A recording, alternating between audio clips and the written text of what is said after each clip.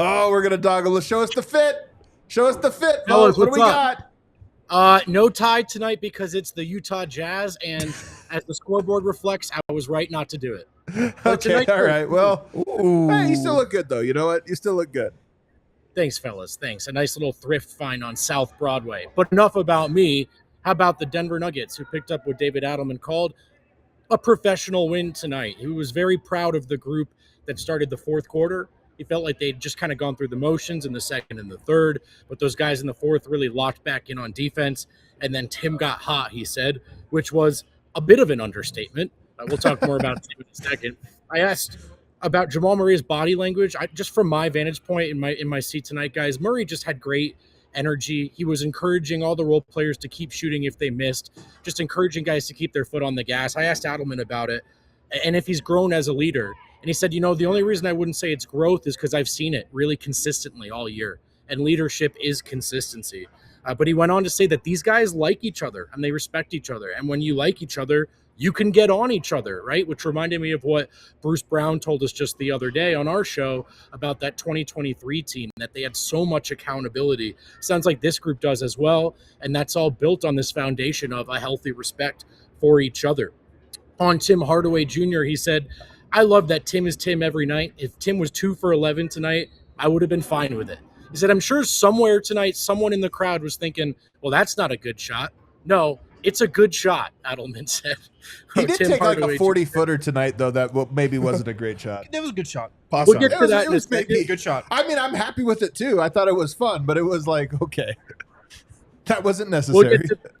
We'll get to that one in a second, but Adelman did say, he's just such a weapon. You can run timeout plays for him. And then he goes, actually, he is the timeout play a lot of the times. So he was really impressed with Tim Hardaway Jr., who got a podium game tonight, fellas.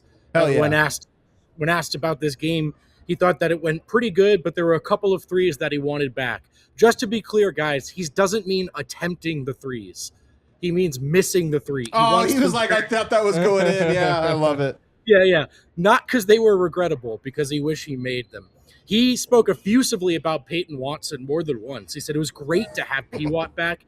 He really set the tone defensively. We've really missed his presence. He was asked when he knows it's going to be a good night for him as a shooter, and he said after the first one goes in, which is just, if you're a shooter, that's the line you gotta have in your back pocket. Why not? Right? I told him what Adelman, I said, does your mentality ever waver as a shooter? And he said, no, not at all. Then he smiled and laughed and said, that's why I jacked that one up from 4 feet behind the 3-point line. You can tell it, too. He's just like, hell yeah. Like in his head, his inner monologue was like, hell yeah, let's go.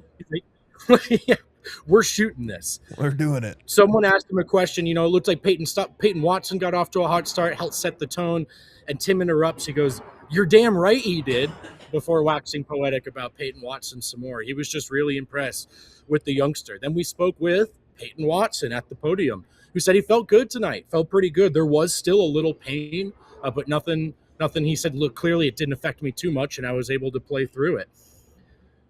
He was asked about three-point shooting, particularly the corner shooting, and he admitted that corners are his strength, and he did one of my favorite things that all NBA players do. He said, I think I'm shooting them at about 55% right now. When a shooter says I think and gives you a number, they know. They've been tracking it all year. But yes, P-Watt very aware that the quarter shooting is his strength, but he wants to feel that way about all of the threes he lets fly, right? So that's the next step for him. But he says he's a confident shooter. I asked him about, David Adelman's kind of principle, just that if you find yourself wide open as a role player on this team, you have to shoot the rock. And Peyton said, look, if you're not willing to step up and take that shot, then you shouldn't be doing this at the highest level. So with all respect to what Adelman said, he thinks that should be a player already. He says, for me, the confidence was there tonight per usual, and I think the shot making followed it. That's what I've been trying to be for years here. I don't want to be a shot taker. I want to be a shot maker. When asked if his confidence is at an all-time high, Payton said, I would definitely say so. I think every day that I wake up is the most confident that I've been. And lastly, you guys know I keep a tally on the blocks of the week, the assists of the week for my weekly column. Adam, your guy Jaylen Pickett versus Payton Watson for block of the week. It's already a conversation. I asked Payton there's Watson, an easy answer here. There's an easy answer. That's what Peyton Watson said. Really? What did he say? He said, "There's no question Pickett's was better." Did you see us all mob him there after? So yeah, he was impressed with Pickett. And I don't know if you guys could catch that on the broadcast, but as much as the 40-15 quarter got everyone hyped, it was Pickett's 2 blocks in the final minute. They really did mob him. Crazy. Honestly, the most shocking sequence of the year, just in terms of like. Okay, don't get carried away. I'm saying from expected to not. You're just like, what? It comes out of nowhere. Get that out of here. I'll tell you, man, I could hear it. I could hear the contact on the ball from my seat. And No way. I turned to a colleague. I said, if Jaylen Pickett's doing that to you in the first quarter, it's just not going to be good. That was the ultimate victory cigar of the first quarter, was Pickett getting block shots. You're like, you know what? It was a perfect quarter. One last note for you, which is not something I've ever seen before. You know, there's displays over everyone's locker with their name and their number and a picture of them. Yes. Those are actually TVs that can be controlled by a Roku remote. And someone turned Cam Johnson's locker to a reel of old David Letterman clips. He has no idea how it happened. He has no idea who did it. But while we were hanging out in the locker room, David Letterman was just playing instead of Cam Johnson's locker picture. I think I'm only 7 or 8 years into this, but I've never seen that one before. Bro, he doesn't know who did it. Nobody knows how to. Everybody forgot because they programmed this 6 years ago, so nobody remembers how to change it. Somebody's got to turn it to the DNVR Nuggets Winners Lounge. Oh, could you imagine? That they don't know how to change it. It's just stuck on, blaring through the speakers every single. I just love the idea that the first quarter went so well. A staffer went back there and threw David Letterman on. Just thought it'd be fine of it. What a treat, man! Well, good stuff at the arena. Was the crowd having fun, or did they get bored eventually? No, it was an incredible crowd night, and there were a lot of the in-arena stuff really went well tonight. Like they did the Nutcracker; it was a big hit, like Classic. It is every year. Did he do the balance beam? Did he fall? He fell this time, yeah. Okay, so they did the Nutcracker. The crowd loved it. He hit his half-court shot pretty early on over the head, so everyone was feeling that.